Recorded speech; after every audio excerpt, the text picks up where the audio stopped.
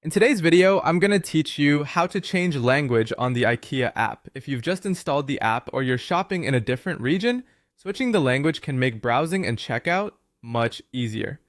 I'll walk you through the built-in option in the app and then show you an alternative using your phone's system settings if the language menu doesn't appear.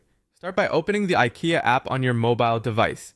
Make sure you're logged into the account that matches your region, like the US, the UK, or the Philippines. Language choices and content can vary by country, so being in the correct region helps the right options appear. Next, head to your account area.